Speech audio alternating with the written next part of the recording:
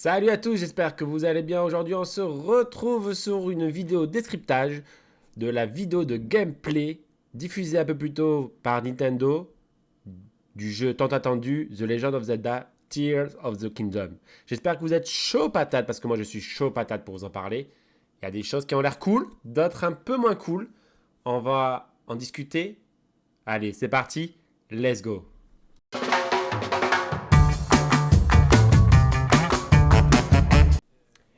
Et c'est à cheval que commence cette vidéo de 10 minutes. 10 minutes qui vont nous apprendre beaucoup de choses sur le jeu. Et qu'est-ce qu'on peut observer déjà d'emblée? C'est que le jeu, il n'y a pas une amélioration graphique foufou comme on a pu voir dans les trailers. On est dans une technique assez faiblarde. Il ne faut pas se le cacher, il y a beaucoup de clipping, il y a beaucoup de scintillements aussi, et ça a l'air vide, très vide. Mais on voit tout de suite que l'accent est mis sur la verticalité. Vous allez voir un peu plus loin, il y a de la verticalité, et je pense qu'il y a moyen de s'amuser. Nous allons voir au loin une sorte d'île, ce qu'il appelle les îles célestes. Je le rappelle, un étrange mâle vivant sous le château se réveille et une partie de la planète, une partie du monde d'Hyrule, j'ai envie de dire, s'élève dans les cieux. C'est là où tout commence. On n'en sait pas plus sur l'intrigue, mais ça promet, je pense, quelques rebondissements. Nous arrivons là sur un nouveau pouvoir.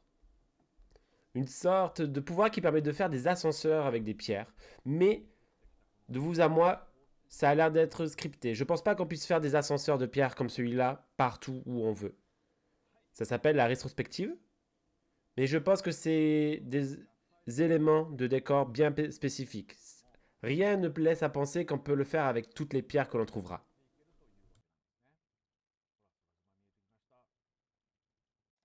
はい、パラセールで空島に向かいましょう。他にもね、空島がいくつか浮いてますね。ということで空島到着です。空島に上がる方法は他にもたくさんあるんですけれども、それは皆さんで探してみてください。Toute la vidéo se passera principalement sur les îles célestes. On ne verra aucun moment les plaines d'Hyrule. Quelle partie s'est élevée ou non? Est-ce que les parties qui sont élevées, qu'est-ce qu'il y a en dessous? Est-ce que il n'y a rien ou des cratères? On ne sait pas aussi. La bande-annonce fait la part belle aux nouveautés du titre. Malheureusement, les défauts du premier sont encore là. Oui, il y a un nouvel ennemi, on est content, le bestiaire s'enrichit, mais regardez comment ça a l'air vide. Vide. Les brins d'herbe, il n'y en a pas beaucoup. Les ennemis, il n'y en a qu'un. Ce jeu va reprendre, je pense, tous les défauts du 1 sans essayer de les corriger. Car ils ne peuvent pas être corrigés étant donné que ça sort sur Switch. Là, c'est un des moments les plus intéressants. On va voir un nouveau pouvoir, l'amalgame.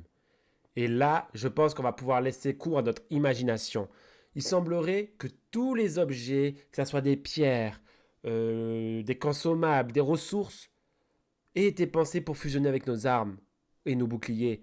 Et là, je pense qu'il y a moyen d'avoir beaucoup de fun parce que vous allez voir un peu plus loin dans la vidéo, tout objet a un effet particulier. Je suis tellement hype par ce pouvoir. Je me dis, mais c'est complètement une superbe idée. C'est génial, c'est du génie de pouvoir fusionner toutes les armes, tout le potentiel qu'il y a derrière ce pouvoir. Il y a moyen de pouvoir s'éclater et avoir vraiment du fun dans les combats. L'un de mes moments préférés dans la vidéo, l'arc. L'arc devient tellement puissant. On peut faire des flèches de glace, on peut faire des flèches de feu, visiblement, enfin j'imagine, mais on peut aussi faire des flèches à tête chercheuse. Vous allez voir, c'est complètement fou. L'arc devient OP de malade. Tout le monde va jouer à l'arc, c'est sûr, c'est fini. Plus d'épée, plus rien, que l'arc. Non mais regardez le bouclier. Il a aucune allure avec ce champignon, mais pourtant ça va changer de tout au tout dans le gameplay. Ce champignon fait une fumigène quand il est attaqué. On va pouvoir utiliser ce champignon pour passer derrière l'ennemi et pouvoir lui faire un coup critique. 煙が出ました。はい、相手がリンクを見失っているうちに、はい、不意打ち。ね、戦いが苦手な人でもアイデア。Là, on va parler d'un nouveau pouvoir, l'emprise. C'est le pouvoir de pouvoir assembler plusieurs objets pour créer un plus gros objet. On l'avait vu dans les trailers, des sortes de véhicules volants, des sortes de chars aussi. En fait, on peut les confectionner nous-mêmes dans le jeu. Et c'est là où je mets mon petit bémol sur ce pouvoir-là. Oui, c'est fun, mais je trouve que c'est surfait. Dans le sens où, effectivement, on en trouve dans beaucoup de jeux maintenant.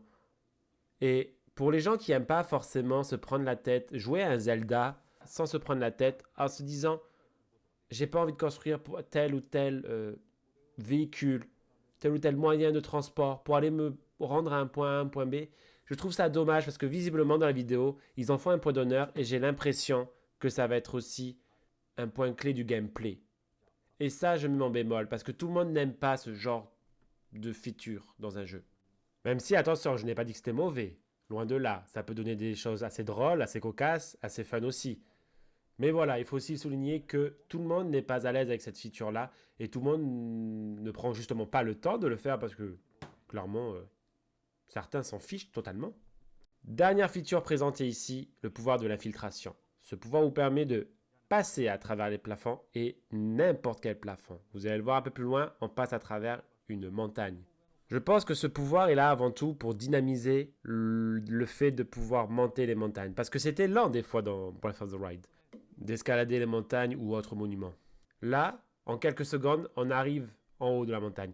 Mais il faut une condition particulière. Il faut qu'il y ait une grotte dans la montagne. S'il n'y a pas de grotte, on ne pourra pas passer. Donc, ne vous inquiétez pas, l'endurance est toujours valable. Parce que j'imagine qu'ils n'ont pas mis des grottes dans toutes les montagnes non plus. Donc, on va encore se retrouver avec nos petites mains et nos petits pieds à gravir des grandes et longues montagnes. La vidéo se finit sur la chute de Link vers les plaines d'Hyrule. Malheureusement, on n'en saura pas plus sur les plaines d'Hyrule. Cette vidéo était vraiment faite que pour présenter les nouveautés et le côté vertical du jeu.